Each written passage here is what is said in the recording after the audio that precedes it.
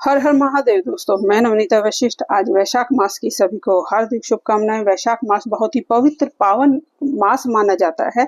चैत्र मास में जितनी पूजा आराधना की जाती है, वैशाख मास में उतना ही दान पुण्य धर्म का बहुत ही महत्व है।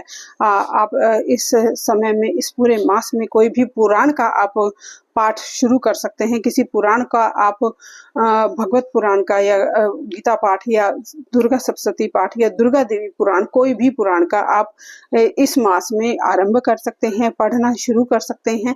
और विशेष रूप से इस मास में आप पीपल की सेवा करते हैं तो बहुत ही शुभ फल आपको मिलता है। इस मास में जो पीपल है उसके फल आने शुरू हो जाते हैं, जिनको हमारे यहाँ बरबंटी बोलते हैं।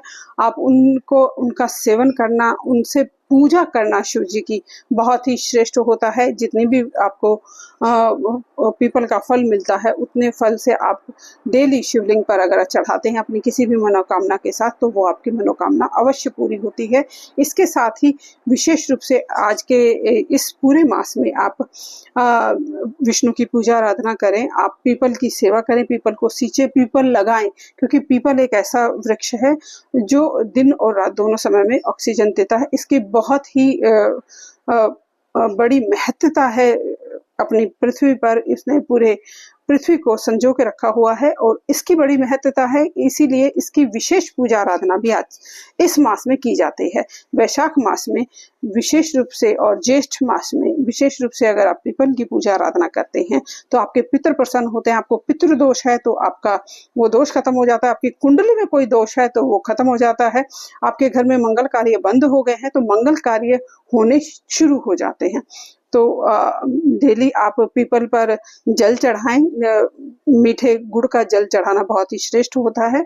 और उसके साथ ही एक दिया जलाएं। दिया आप तिल के तेल का भी जला सकते हैं, घी का भी जला सकते हैं, और सरसों के तेल का शनिवार के शनिवार आप दिया जला सकते हैं। बहुत ही अचूक ये उपाय है। सरसों के तेल से आपकी जो भी बाधाएं आ रही हैं वो खत्म होनी शुरू हो जाती है। अगर आपके आसपास शनि मंदिर नहीं है या शनि की आप पूजा आराधना नहीं करने मंदिर में जा पाते हैं, तो किसी पीपल के नीचे दिया जलाना भी अपने आप में शनि की पूजा करने जैसा श्रेष्ठ लाभ देता है। तो ये इस मास में जरूर अवश्य ये उपाय करें। इस मास की जो एकादशी है वो भी बहुत विशेष एकादशियां होती हैं।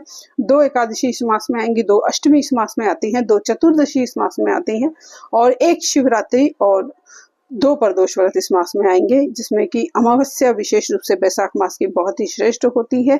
ये सभी, और संक्रांति जो होगी वैशाख मास की, वो बहुत ही शुभ होती है। इसीलिए इस मास में विशेष रूप से विवाह कार्य, मंगल कार्य, मुंडन कार्य, और कोई भी आप नया व्यापार काम धंधा शुरू करना चाहते हैं, कुछ नया शुरू करना चाहते हैं, तो ये मास उन सब काम के लिए बहुत ही श्रेष्ठ है। इस मास में मकान बनाने की शुरुआत करना, पुराने मकान को दोबारा से बनाना शुरू करना और मकान में गृह प्रवेश करना बहुत ही श्रेष्ठ होता है।